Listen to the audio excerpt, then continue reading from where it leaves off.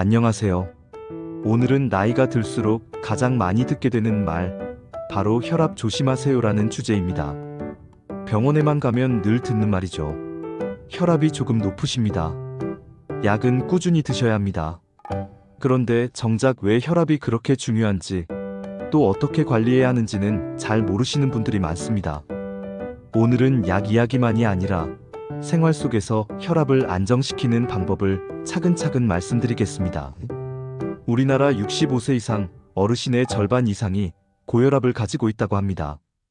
고혈압은 별다른 증상이 없으니 나는 괜찮겠지 하고 방심하기 쉽습니다.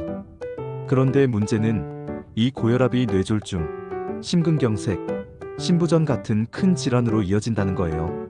특히 70세 이상 어르신들은 혈관이 나이를 먹으면서 더 약해집니다. 그래서 관리하지 않으면 위험이 더 커집니다. 게다가 혈압은 단순히 몸의 문제만이 아닙니다. 스트레스, 외로움, 불안 같은 마음의 상태와도 깊이 연결되어 있습니다. 그래서 몸, 마음 두 가지를 함께 관리해야 합니다. 제가 만난 74세 어르신은 혈압 때문에 병원에서 늘 잔소리를 들으셨습니다. 그러다 보니 조금만 가슴이 두근거려도 혹시 큰일 나는 거 아닐까 불안해졌고, 그 불안 자체가 혈압을 더 올렸습니다. 하지만 이후 호흡 훈련과 하루 30분 걷기를 시작하면서 놀라운 변화가 있었습니다. 약은 그대로였지만 혈압 수치가 안정되고 나는 내 몸을 지킬 수 있다는 자신감도 되찾으셨죠. 또한 80세 어르신은 혼자 식사할 때는 대충 라면이나 짠 음식을 즐겨 드셨습니다. 그런데 손주랑 같이 식사하면서 습관이 달라졌습니다. 손주랑 같이 먹으려면 싱겁게 해야지 하면서요. 그 작은 변화가 혈압을 훨씬 안정시키는 계기가 됐습니다. 마음 다스리기. 혈압은 스트레스와 직결됩니다. 걱정이 많으면 교감신경이 흥분해 혈관이 수축하고 혈압이 오릅니다. 그래서 단순히 약만 먹는 게 아니라 마음을 안정시키는 게 중요합니다. 가장 간단한 방법은 호흡법입니다. 편하게 앉아서 4초 들이마시고 6초 내쉬기. 이 호흡만 해도 혈압이 내려가고 몸이 편안해집니다. 잠이 안 올 때도 아주 좋은 방법입니다. 규칙적인 운동. 운동은 혈압을 낮추는 최고의 약입니다. 걷기, 계단 오르기, 가벼운 근력 운동 어떤 것이든 좋습니다. 단, 중요한 건 꾸준함입니다. 하루 30분, 무리하지 않고 매일 하는 게 가장 효과적입니다. 특히 음악에 맞춰 걷거나 간단한 율동을 하면 더 좋습니다. 리듬 운동은 뇌와 심장을 동시에 자극해서 혈압 안정에 큰 도움이 됩니다. 식습관 관리. 혈압의 가장 큰 적은 소금입니다. 짜게 먹는 습관은 혈관을 딱딱하게 만들고 혈압을 치솟게 합니다.